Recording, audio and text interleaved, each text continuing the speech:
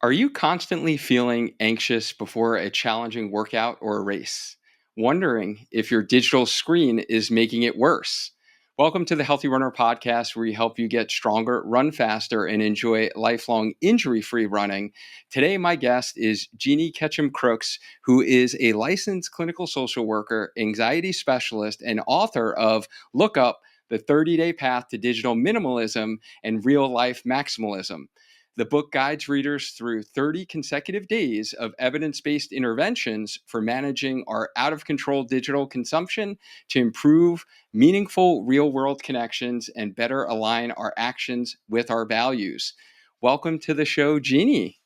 My goodness, is so excited to be here. Thanks for having me. And Jenny, it's Jenny. Jenny. Jennie, my Yeah. apologies. No, like I have throughout the course of my entire life wondered if I should change the spelling to like that normal Jenny. Because you it's not you. It's not a you thing. And so anyway, yeah, love it. I love it.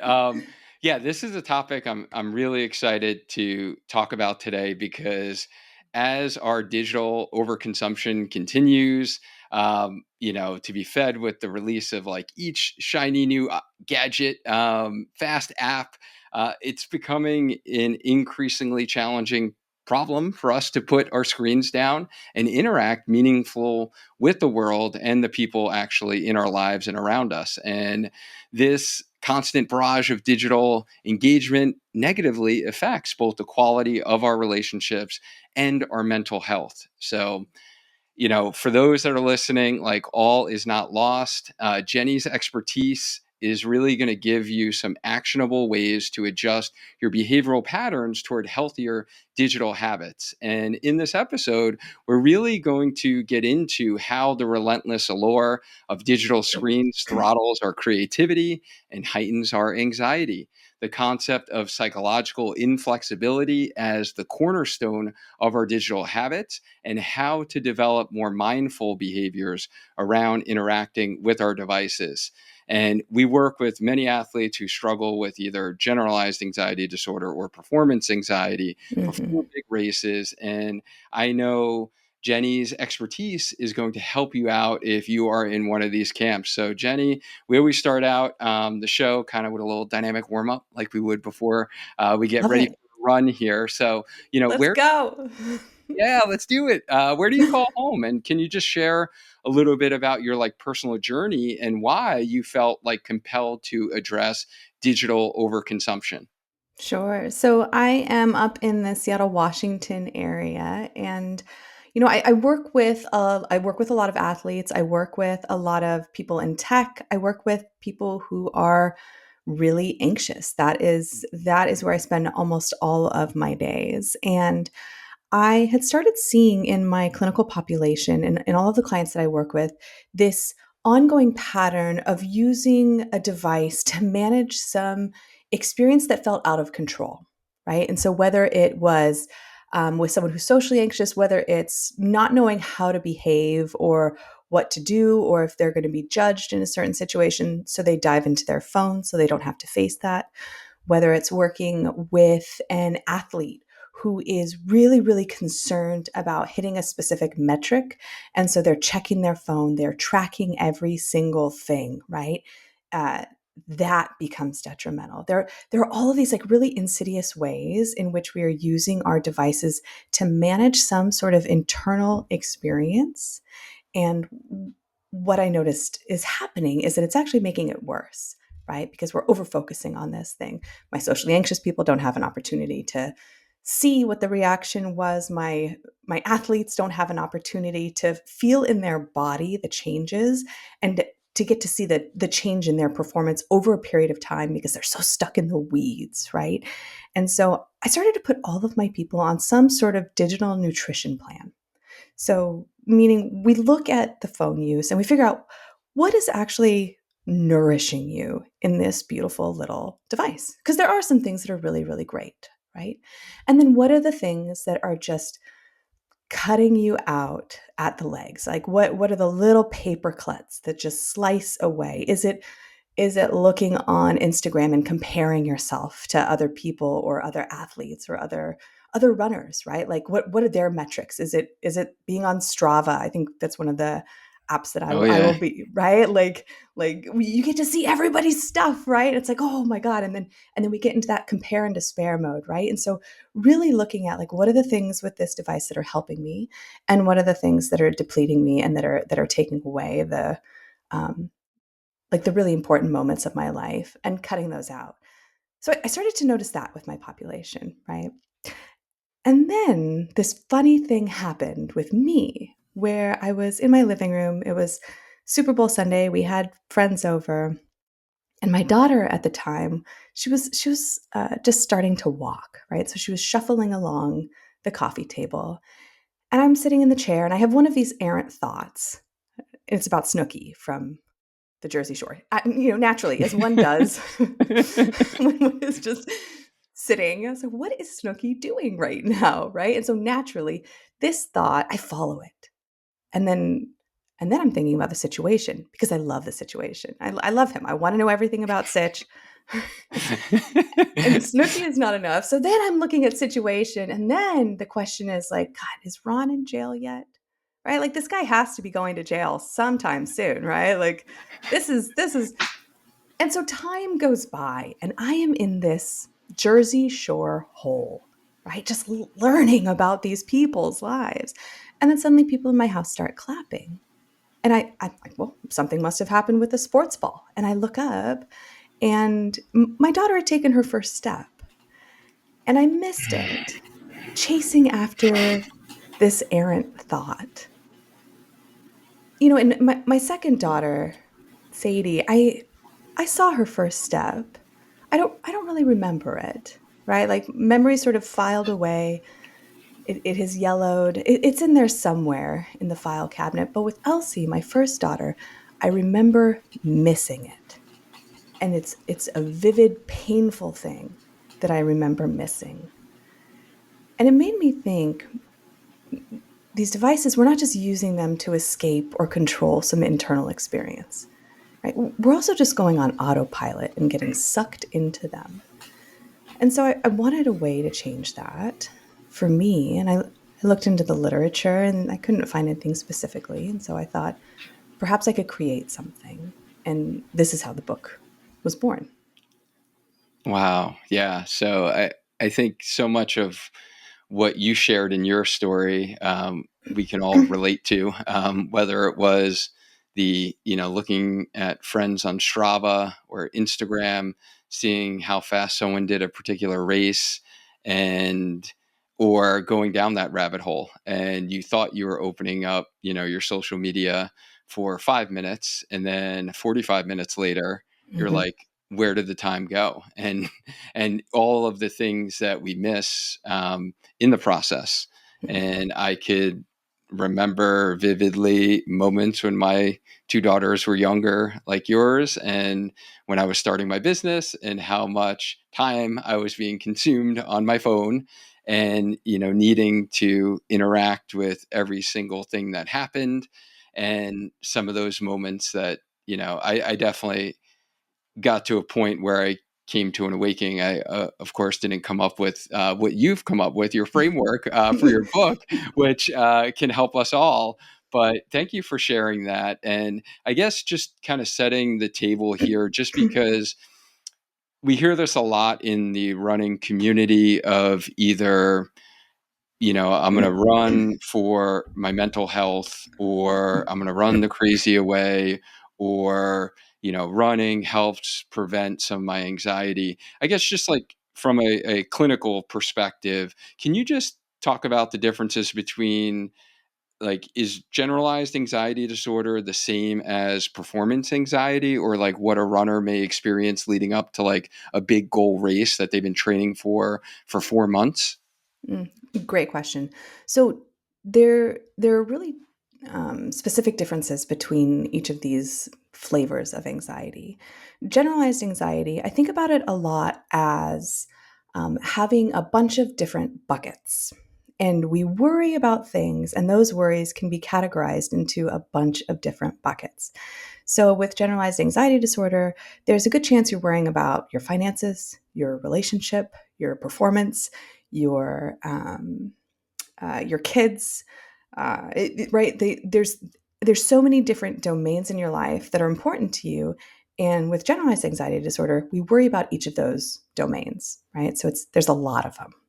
With Mm. performance anxiety, it's going to be very specific to performance. Now, you can have both, right? Like you can have generalized anxiety and also performance is important to you, or competition is important to you, right? Generally speaking, if it's important to you, you're going to think about it.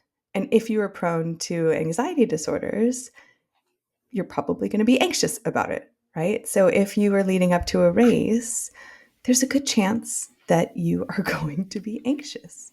There's a certain amount of that that's functional, and then there's a certain amount that becomes dysfunctional, right? And so it's not necessarily the presence of anxiety that indicates a disorder, in as much as it is how you respond to that anxiety. That's sort of where we get stuck. So generalized anxiety, it's I worry about a lot of different stuff. I feel out of control and I worry, and it's disruptive in my life. Performance anxiety is I worry about how I'm going to perform or how I'll be perceived. I'm worried about judgment. There's a little bit of social anxiety wrapped into that, right? This like how will I be received? And then if you're getting anxious leading up to a big race, it's it's a big deal. You have been training for this moment, right? Like things can go wrong in this. You can get hurt. And so leading into that, if you're not feeling anxious, I would be a little concerned about you. I would be like, are we not considering the magnitude of this race? Right? Like, are we not thinking about the things that can go wrong? Because if we don't have that sort of framework for forward movement, then we are going to be more likely to get hurt because we're going to take risks that we're not necessarily considering as risks. Mm. Yeah, so it is a matter of the how we deal with that stress, right? And that anxiety that we feel before a big event. And I think everyone can think of a time in their life where they probably felt this to some extent, whether it was running related, whether it was like a big presentation, right? Mhm. Or a talk that you were putting together, or meeting a new group of social friends, right? Yeah. Are they going to accept me? That kind of thing. And it's really a matter of how we manage that, is what you're saying, right? And whether or not it kind of takes over and overconsumes us where it's not healthy. Yeah, yeah. Anxiety can be a little bit of a bully, right? And and by design, right? Like so, for example, there's a psychologist, Kelly Wilson, who talks about how we are consistently looking out and trying to determine whether something in the distance is a blackberry bush or a bear, right? And our parents laid in the field, looking out in the distance, wondering, is that thing a blackberry bush or a bear? Right? And 10 out of 10 times, the person who's like, ugh, I don't know, I'm going to go back to the hut, they survive, right? The person who's like, whatevs, let's go see, they are more likely to be eaten, right? They're taking that risk and they're more likely to encounter the bear.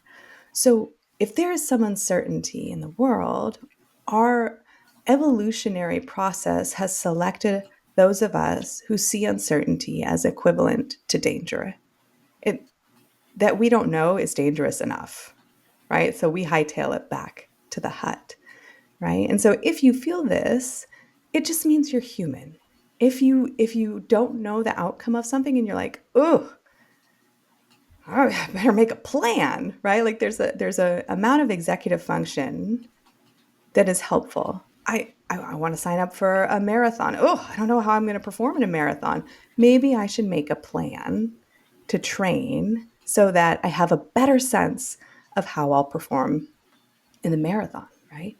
But if you're like, oh, I feel anxious about a marathon, I'm not going to do a marathon. So you avoid it. You never have an opportunity to learn if you can pull off a marathon. You never have an opportunity to learn if you can train for a marathon. Or even more risky, right? You sign up for the marathon, you're like, ugh, I don't know if I'm going to be able to do it. I don't know what this is going to be like. And then you don't train, but you go for the marathon anyway. Like, hello, injury. Hello, like going into this thing and becoming so much more likely, right? So it's not necessarily the presence of anxiety. Like, you are human, you are designed to feel anxious. You have been selected for that, right? It's how you respond to it that really matters. Yeah, wow. I could definitely relate to that. I've shared this on the show before, but for my second marathon attempt, um, after the first one, didn't train properly, cramped up mile 20, hit the wall, like all the horrible things you hear from runners running their first marathon. Pretty much that was me. So the second one, when I trained correctly, I knew a lot more. Um, internally, I was putting, I guess, this pressure on myself, but also, right, like, can I actually do this and run the whole thing without walking at the end? Like, all of that was happening. And it really affected, 2 days before the race, stomach was killing me. Mhm. I had like the worst GI upset. I just felt terrible, terrible Mhm. that morning of the race. And Yes. just reflecting on all of it, it was like, oh, this is what was happening. And it's not a great feeling at all. And I know a lot of runners do struggle with that performance anxiety piece of Mhm. things. So I think that was helpful for you to kind of describe the differences and just to kind of paint this picture as we get into some of this digital overuse and, the reasons why you did write the book about it. But in your current role as an anxiety specialist, what surprising impacts of digital overuse do you uncover? It shows up in really quiet ways and also in really loud ways, but it's always the quiet ways that are surprising for me. So, for example, I work with I've mentioned I've worked with a lot of athletes, and what I see is the use of tracking as this way to manage some of the uncertainty about how something's going to go. Right? And so we're always getting into our phone and entering this little piece. We're always checking, okay, like how many steps did I get? Okay, like how fast was this? And there is this, it sort of short circuits the anxiety process, right? So anxiety, like I mentioned, is this totally natural, healthy thing. And there are certain things that spark anxiety. Usually it's uncertainty, it's a potential catastrophic event. If I were to jump into the example that you just laid out, your personal experience, which, like, what a beautiful example to share. So so you do this thing, you're not sure how it's going to go, you don't prep for it, you end up in a ton of pain, right? And what you learned from that is that, oh, I'm going to need to prepare for this better next time, right? And so then next time shows up and you're about to go into this uncertain thing. And there's these questions. Did I prepare enough? Did I do enough? Right? And so the only way to learn if you prepared enough is to do the thing. That's it. Right? But what we might find ourselves doing is going back and checking, okay, well, I did this many runs, I did this, I did this, I did this, I did this. Okay, now I feel a little bit better, right? So we call it a safety behavior, where we use this other thing to make us feel safe about the thing that we are uncertain about. But the trouble with that is that we never have an opportunity to learn if it's the thing that we feel uncertain about that was actually dangerous, or if it's the safety behavior that kept us safe. It ends up being this confounding variable, right? Where mind suddenly says, oh, thank God we kept so much data. Thank God we tracked every step. Because if we hadn't tracked every single thing, then we'd never know if we had done enough to go forward, to do good, right? And so, what I do with a lot of my athletes is we actually stop tracking. And if that is too much, which for a lot of them it is, right? Yes. Like you're gonna Oh, need to yeah. rein it in, Jennie, right? Like, why don't we just what we'll do is we'll start to expand the time between when you check, right? We delay a little bit more. Okay, instead of like checking 3 times a day, let's haul it back to once, right? And then let's see if you can tolerate the uncertainty for 2 days. And then let's push it back to a week. Let's, in fact, do a weekly review of your performance and see what you want to work on for the next week. And what this does is it gives you an opportunity to learn how to tolerate the uncertainty a little bit better, right? Which is just anxiety. Like, am I doing enough? Am I good enough? Am I fast enough? Right? But it also gives you the opportunity to see your performance over a period of time, which is actually a much more accurate representation of your performance than every single day, right? You don't want to tweak with stuff every single, you're just in the weeds. Right. Right. Okay. And when we're looking at, and I think that's something that many runners struggle with, is not checking their watch constantly during their run and looking at their pace and saying, oh, I'm not running fast enough, or I'm running too slow, or I didn't run enough. Mm-hmm. Or those who are like me, who might, you know, keep going back and forth in their driveway just so, you get on a fresh mile and it's not at like point 8, 9. Yeah, yeah, it's got to be Right. So, perfect. so those are a little type A, where you got to like land on the number. Yeah, Um, yeah, yeah. I do the same thing on my Peloton. I actively work at this. They have I don't know if you have a Peloton, but they have something called Lane Break, which is this like gamified thing. Anyway, you can get stars and you can get perfect. You can be perfect at this game. And so I'll do like a 30-minute ride and it'll be 99%. I'll be like, "Oh God, I have to do it again." And I get if I do I just get so tired striving for perfection, right? right. Right. Like you're saying, yeah, totally. So like checking, like, am I doing it right? Am I doing good enough? It is exhausting. Like we can stop. And if we stop, we get to learn if we can tolerate the discomfort of the 0.89 mile or the Right. 99% perfect. Right. And so I guess with us being so plugged in to these digital devices, and metrics, how does it affect our mental health and our interpersonal relationships? Yeah, also a great question. Being so plugged in. So I think those are it impacts us in different ways, right? So having this data again is this safety behavior. If I can just get my data sorted, then I'll be fill in the blank, right? Then I'll be good enough, then I'll be fast enough, then I'll be perfect, then I won't be anxious, right? Whatever it is, there's some narrative, some belief that we have about what this data can do for us, right?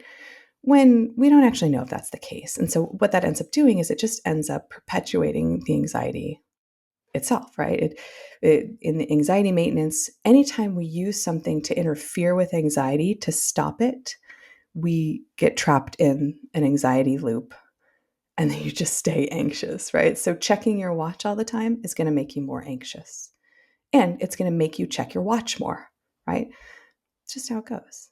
When it comes to connection, checking your watch, the person across the table from you is watching you and you are attending to your watch. You're choosing something else. You're choosing your watch. You're choosing your data, right? You're choosing to battle with this feeling inside of you and you're missing them.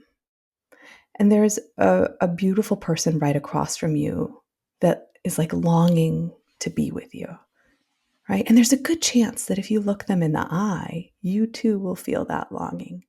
We don't live with each other. We live for each other. That this human experience, we're meant to be together. And these devices, all of the ways in which we are distracted from one another, it takes away from just how magnificent human connection really is.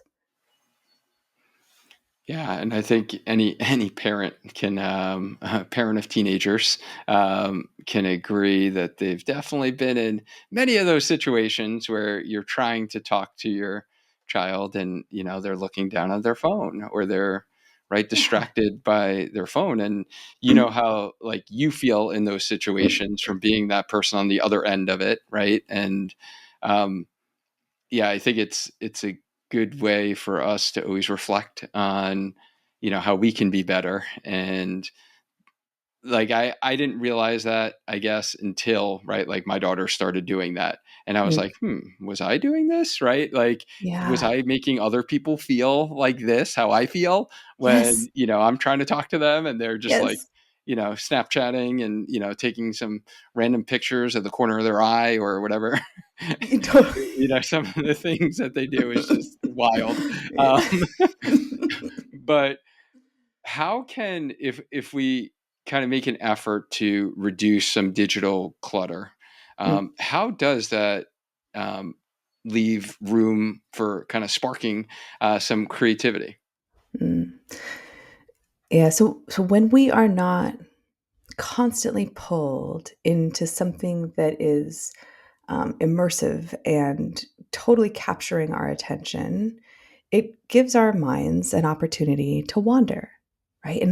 And wandering is really where creativity happens, right? Like, for example, if you're on your run and you are consistently dialed in to your watch, you're checking the time, you're checking your heart rate, you're checking your speed. If you're consistently doing that, you're missing things in your environment that are inspirational.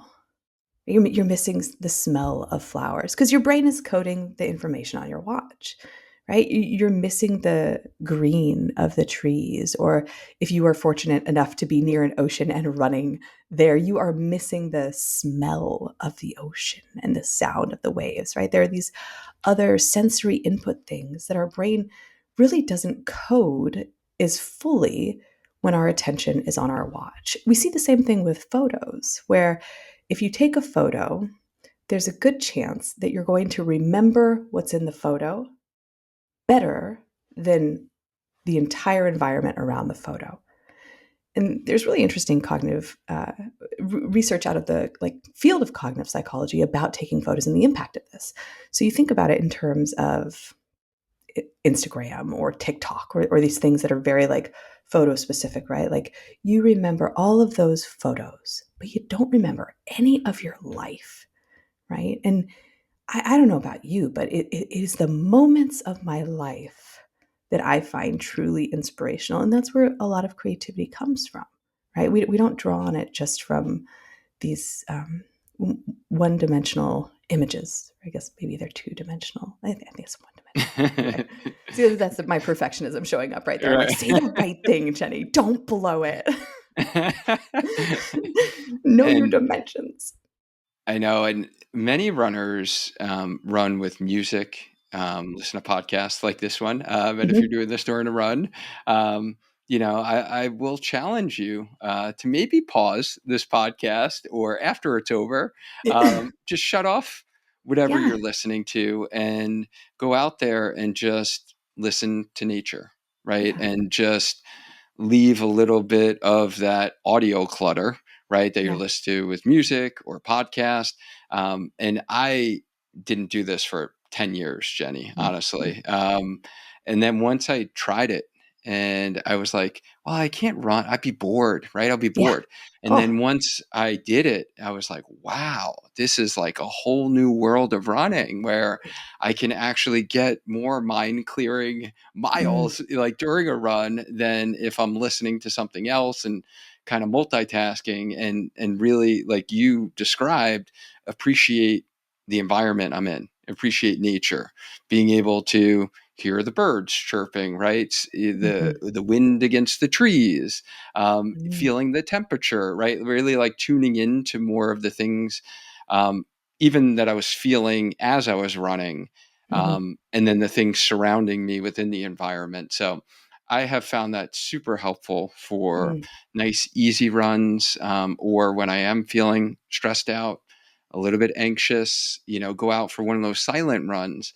And I mhm, always feel better afterwards, mm, mhm. versus, my mind racing and thinking about what I'm listening to and thinking about, oh, I got to do this, my to do list, and this and that. And right. So Yeah. if someone's listening to this and haven't tried that, I would highly recommend it, because I know for me, and being an entrepreneur and, a podcast host and all that stuff, creativity, now I get and appreciate that it does come out from more of those silent moments, where I'm not being consumed by all of this like digital overload and information. Yeah, yeah. And I'm curious about your experience.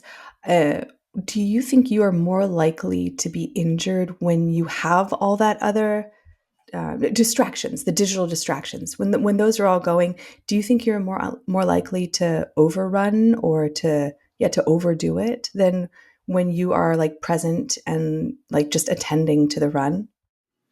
Absolutely, because number one, someone can be running above their really current fitness level or not be really doing what they should be doing in training. So, with training, like recovery is a part of the training, it's very important. And like 80% of our runs that we do during the week should be in our easy zone where our heart rate is staying lower. We're actually just getting the body to adapt to the demands of running. And most people get injured early on in their running journeys because they're doing all of their runs too fast because they think running should feel like how it felt in high school and when you got punished and you were it was a punishment to run fast, or you thought it should always suck, or I shouldn't run. What's the purpose? What's the point? So most people do go out too fast, and most people, I find a lot of our athletes that we work with do listen to music. And once they Mhm, make that change, and when I recommend that to them, like, okay, let's stop listening to music first off, mhm, because your body's just going to adapt to whatever cadence is happening with the music and speed. So just being more calm to keep the heart rate down. You don't need to be so pumped up and revved up.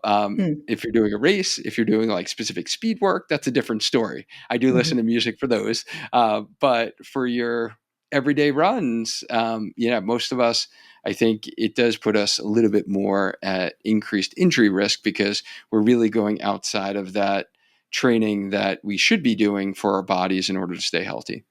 Yeah. I appreciate you making the note between the cadence of the music and the impact that that has on our cadence, right? There's this sort of like, I know that if I listen to punk rock on the bike, I'm going to go hard. If I listen to the club bangers, I'm going to go hard. So I actively sign up for like they have like power zone trainings, and they're boring and they're slow, but it's a lot of cadence work. But it is in that like easier range on the bike, right? And I find that Hmm. that's really helpful for me as somebody who is prone to overdoing it, which I totally am. I think there's another thing that contributes to me overdoing it. And I was mentioning this before we hopped on the podcast. I love to run, right? I think I have a very specific idea of who a runner is, right? And I don't fit me into that idea. Like, they just seem so incongruent, which like as I know that's not actually a thing. Like that's a thing I made up. But the idea of the runner that I have is of somebody who is like moving quick down the street, right? Like they are sweating, they are like glowing as they go past. Their arms are working so hard, their thigh, like I have it's such a clear image of what a runner and a runner's body and like a runner's pace is. And I just don't fit into that. And so sometimes when I go out and I try and run, I try to be that image, and then I Hmm. everything hurts, right? Like everything hurts. And so hearing you say, oh no, like 80% of your workout should be slow and chillin', right? Like that is not really a skill that is in my behavioral repertoire in terms of running. Like, I think I've Yep. got it on the bike, but like for whatever reason, I hadn't generalized that to my running. So that's, Right. yeah, like what a But do great you takeaway. ever ride easy on the bike? Do you watch like an episode of Jersey Shore, or go back some Oh, flashback episodes where you're just like riding easy, or is everything like punk rock and like hardcore on the bike? I would get so jacked if I was watching Jersey Shore while I was riding, you know what I mean? Because they're in the club, they're pumping, like, "Let's go."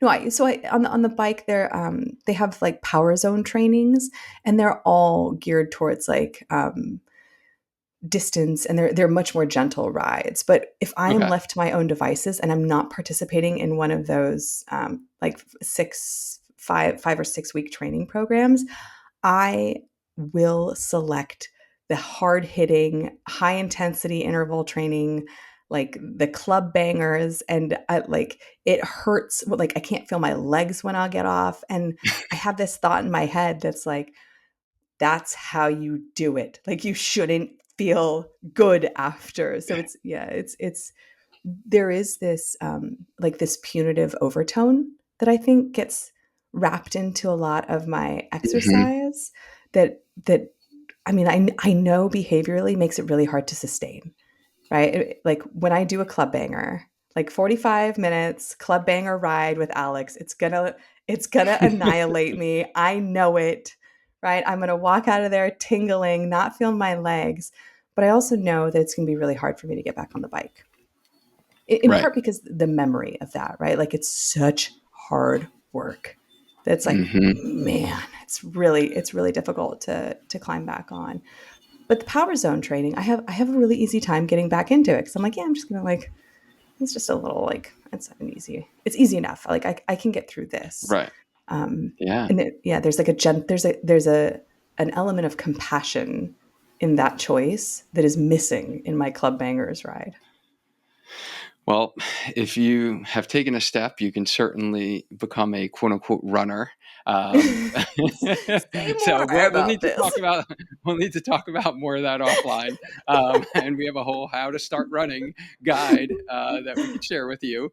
Okay, Um, love it. but and you shared some like misconceptions about runners. How about the misconceptions about our digital habits that Hmm. the book that you created really aims to clarify?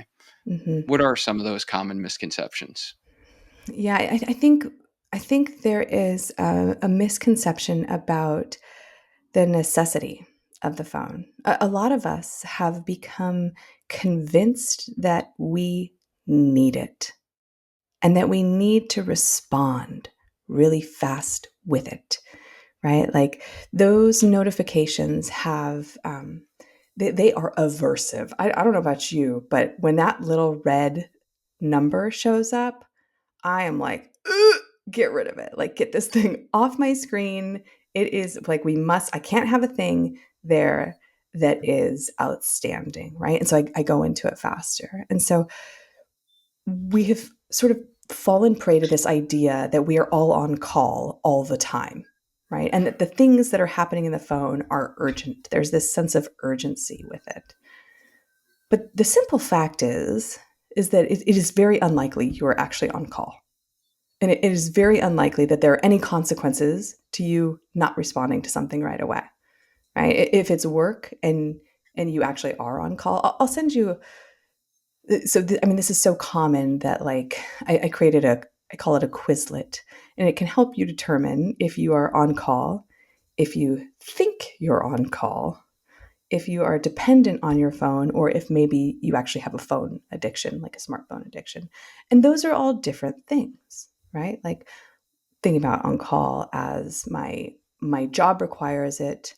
I am contractually obligated to respond within a certain amount of time, or something very bad actually happens. And that something very bad is detailed in the contract of my employment, right? Like HR was like, this is the bad thing that happens if you do not respond right away, right? Or if you're a physician and you're on call, somebody will die if you don't respond, right? Like that is an objectively bad thing. If you think you're on call, there's a good chance that you just feel bad if you don't respond right away. You feel guilty, right? That does not mean Hmm. you're on call. That just means you're a human and you function, you're working, right? You didn't do something that you think you should do. And so then guilt shows up. And the test there is just like chill back. Give it some time. Make people wait. See if you can tolerate that feeling of discomfort and guilt in not responding. Dependence is a different thing. Being dependent on your smartphone, totally different thing. What that means is that you have no other means of accessing the internet other than this device. And if that's the case, then there's a good chance that you're going to be swept into these other things as well, like believing you're on call or even smartphone addiction. And then smartphone addiction, I think a lot of us think of it as this like, oh, I'm losing my house because I am on like alcohol, right? Like I lost my family and children because of my alcohol use disorder, right? Like I've lost my family and children because of my smartphone use. Just, like it's not like that, right? I think if you're like, yeah, like I'm not addicted to my smartphone, look around you right now and tell me where it is, right? Like where's your smartphone? Is it within reaching distance? Here you go. Yeah, same, right? Like that is curious. Do you take your smartphone to the bathroom with you, right? It's a curious move considering what a lot of us are doing in there, right? Like is it in there with you? Is your phone always within 4 feet, within reaching distance of you? That's curious. Where does your smartphone sleep? What's the first thing you do in the morning? Right? Like do you make coffee and then check your phone? Do you check your phone first? Like if something's happening, where do you go? Where does your smartphone go? There's a good chance it's always with you, right? And so it might be a combo of you thinking you're on call. It might be you being on call. It might be you being dependent on this thing. And it's really setting the majority of us up for addiction. So that, I think it's a common misconception that addiction is this like isolated thing that happens to a very specific type of person, right? But like addiction is a combination of things, combination of genetics and environmental factors and behaviors that reinforce themselves. And that's what is happening with smartphones too, right? So have a look. I'll Mm. send you the Quizlet so you can post it in the show notes and people can see for Yeah, that'd be themselves, great. like if like what's going on with me. Yeah, that'd be fantastic. And let's say someone was in the situation where they're like, yeah, I think I am using my phone a little too much. Or they like, and some of the things you already talked about, like I identified in myself like a couple of years ago, where yes, I am comfortable now with not responding to texts right away. Mhm. Um, Whereas in the beginning I was not, right? Because Mhm. I felt guilty right away, or always having my phone around, or the phone isn't the first thing that I do in the morning before I kind of get dressed, get going, journal first, right? Do a little reading, and then my phone is kind of grabbed.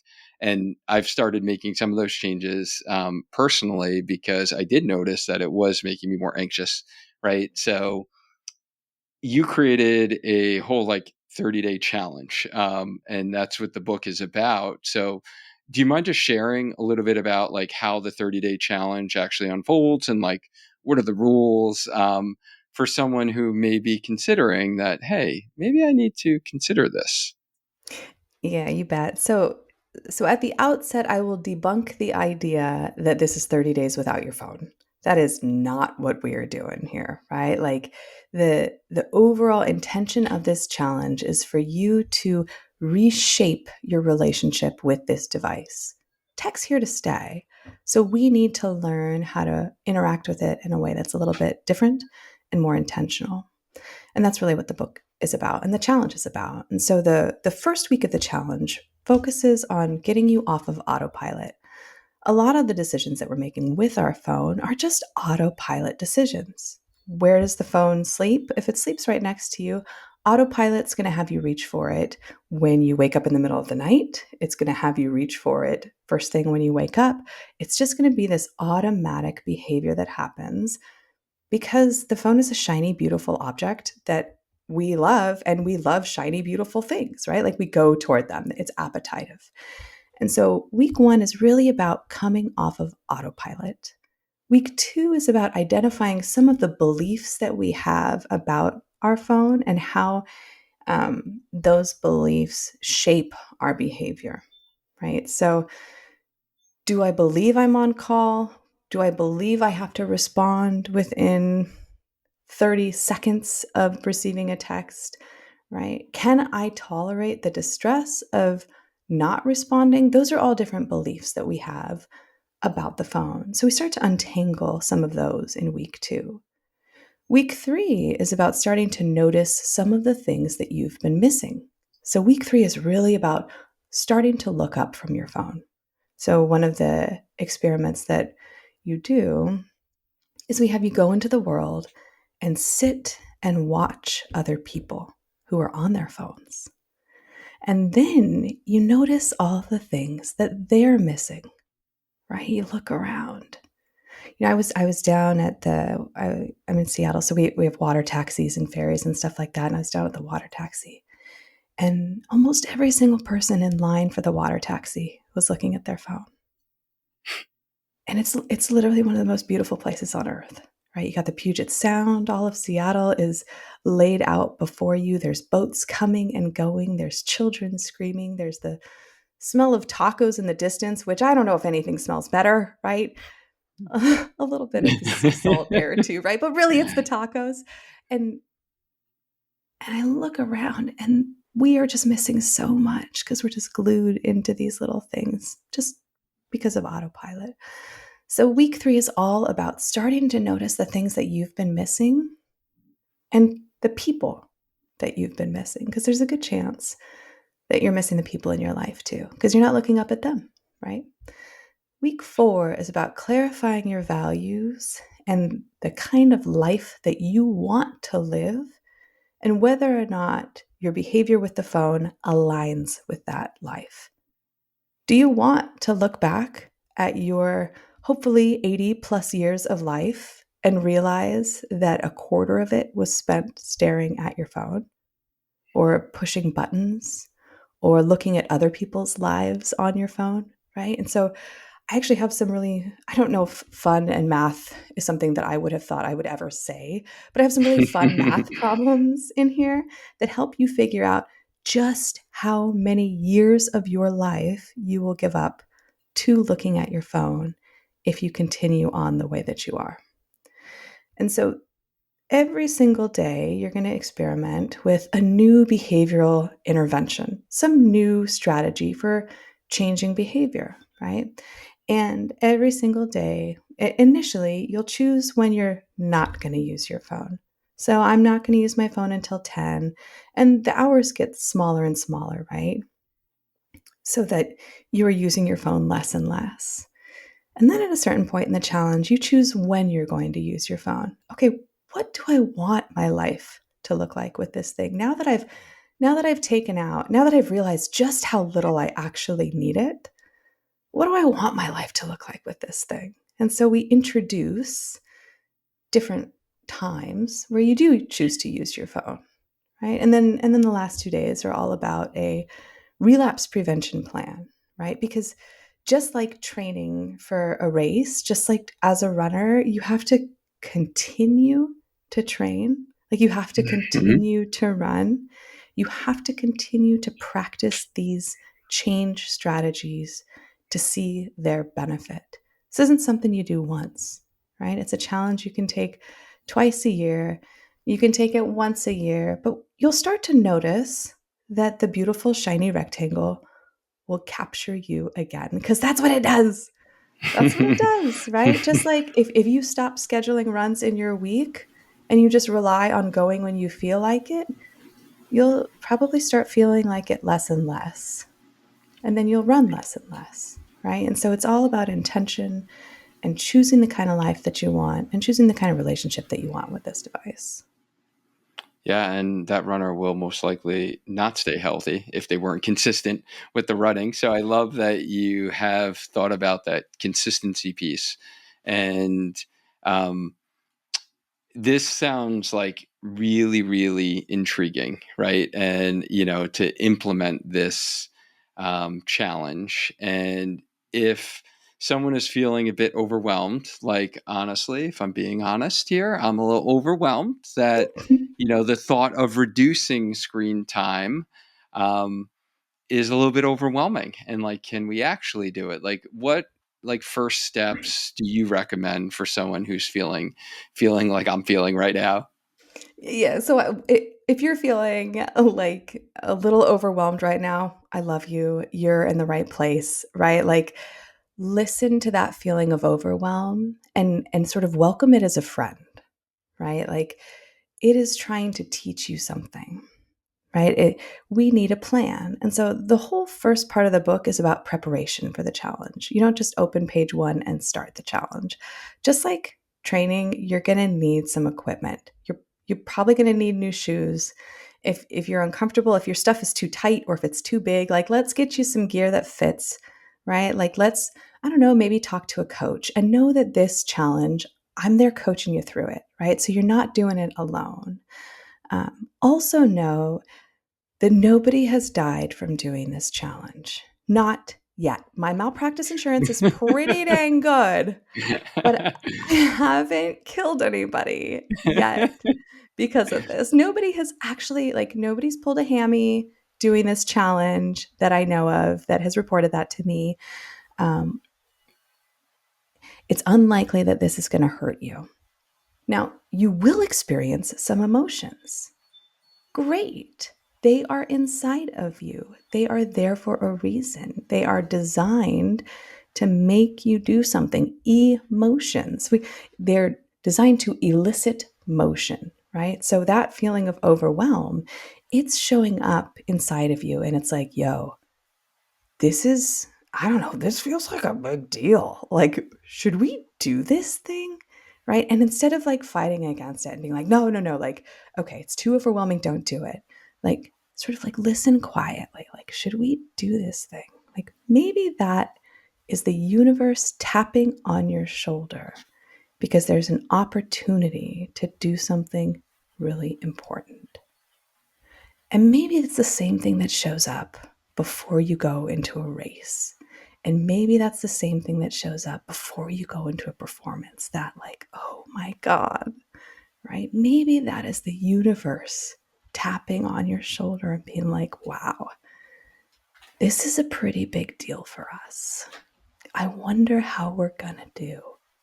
And if you can linger in that for a minute, and if you can like let it be, there's a good chance that this could be amazing. And it requires you to take a little risk. So know that I'm there with you. You're not doing it alone. There are other people doing it too. And it is a place of non judgment. So, Yeah, and can you share some success stories of people that you've witnessed who have really kind of transformed their relationship with their devices going through your challenge? yeah, absolutely. So, I initially sent this out to a bunch of different therapists. So as someone who struggles with imposter syndrome. And I mean, if that much wasn't evident in the idea of runner, me being a runner, right? Like, I'm going to put it front and center. um, yeah. So I sent it out to a bunch of therapists to get some feedback, right? And the feedback that I get is that one of the pieces of feedback that I got was that in going through this challenge, this person started to feel like they did in high school. Before they had this really distracting thing, it created this sense of youthfulness and openness that they hadn't had since starting to use their phone. I've had other people go through it who have body focused issues, right? So, like body dysmorphia or like disordered eating, right? And not to say that this is a treatment for disordered eating, but what we saw is that as we started to remove some of the um, comparison grist that minds love to chew up, right? Like as we got off of Instagram and comparing our bodies to these really unrealistic shapes,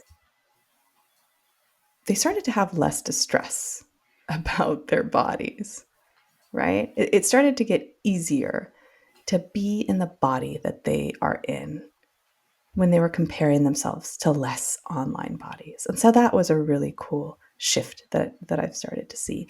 And they were able to identify that being exposed to these images is a huge source of distress and it keeps them distressed. and they were also using it to reduce distress. And so it's this vicious cycle, right? But once we could see that, and once we could let the pain of that hit, like this is what's happening when I use this thing. It's like, oh, yeah, I don't want to do that anymore. And so, like, I don't know, I don't want to say like they did the challenge and they're like, oh, I love my body now, right? Like, and also it was like, oh, maybe I don't need to be so mean to my body by using this thing, which for me, like, what a brilliant first step towards just unconditional uh, self love, right? Right. And I could see for our running community, just having a healthier relationship, right, with running and not being so stuck in that comparison trap that, we see a lot of runners actually, unfortunately stay in or just think that they're never enough and they're not fast enough and they're not right, like all those kind of misconceptions there. And I know we're coming up on a special day on October 10th, which is World Mental Health Day. And just based upon your expertise as an anxiety specialist, I'm just curious to, what this day really means for you. Yeah, I mean, World Mental Health Day is a pretty significant event, right? Where mental health is historically not something that is really talked about front and center. And that's what I was saying earlier about there are some really beautiful things that have come as a result of social media, as a result of being connected globally in this global way. And any opportunity that we have to talk about mental health and to talk about how humans, like, if you have a mind, there's a good chance that you will struggle with mental health, just like if you have a body, there's a good chance you will struggle with health, right? And so any chance we have to talk about that on a in a big way offers this moment to normalize, yeah, like, bodies need consistent maintenance to keep them healthy. These are rental units, right? Like, it's the carpet is aging. The drapes are from 1983. That's when I was born, right? And like, they are getting older. The thing inside doesn't feel like it's getting much older, but just like this rental unit I live in needs some pretty specific maintenance, so do our minds and the way that we move through this world. And that's all that mental health really is, right? Like, how do we show up for these private psychological events that are happening inside of us, whether it's emotions, whether it's thoughts, whether it's physical sensations, whether it's urges, right? How do we show up for those things? And how can we, I don't know, create a space of love and tenderness for these things to happen, right? Like, when we clutch down on them, that's not a great way to live. Just like, I don't know, bracing for impact is not a great way to exist in a body either. So, yeah, we love Mental Health Day. Let's go.